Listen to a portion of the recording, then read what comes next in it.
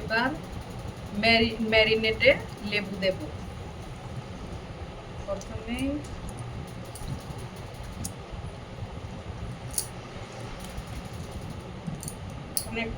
অনেকটা বড় লেবু, আর তারপরে দিচ্ছি নুন,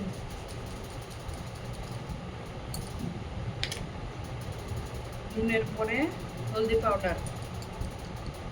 আমি হচ্ছে দেববাণী, ওয়েলকাম টু আমার চ্যানেলে। এ হচ্ছে জিরা পাউডার, ধনে পাউডার,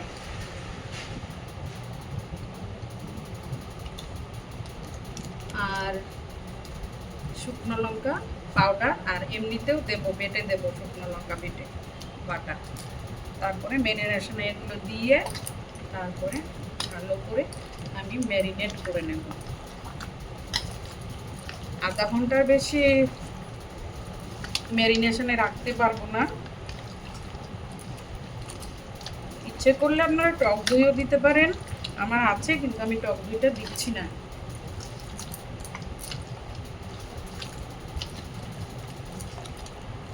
এখন বাজে, সকালবেলা বাজারে গেছিলাম, চিকেন কিনে নিয়ে এসেছি।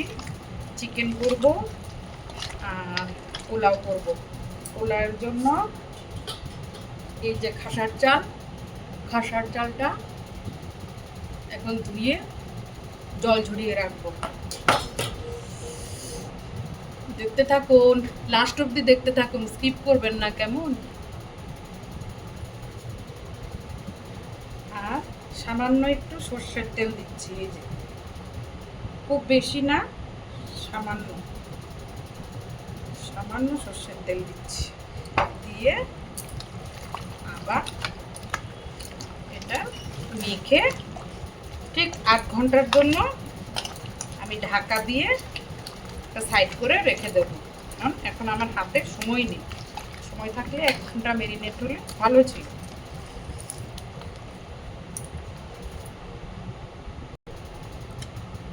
আর দেখুন গাইস, আমি লং, গোলমরিচ,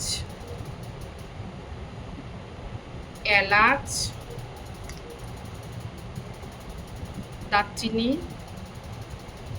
শুকনো লঙ্কা আর তেজপাতা এখন দেইনি, রেখেছি ওইখানে, একসঙ্গে শুকনো কলায় ভেজে একটা মশলা তৈরি করব।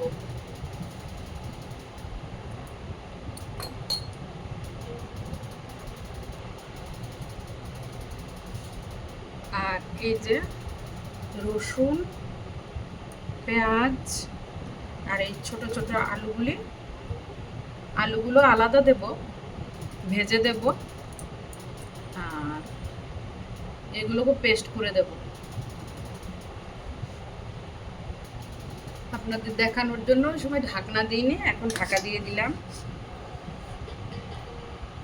আর বাকি সবগুলো রসুন দেখাইনি, রসুন পেঁয়াজগুলি এটাতে রাখলাম ঠিক এই পরিমাণ মতো। এই পরিমাণটা হবে, এখানে প্রায় 3.25 কিলো মাংস আছে, ঠিক এই পরিমাণটা। পেঁয়াজ, এই যে পেঁয়াজ, রসুন, আলুগুলো দেব।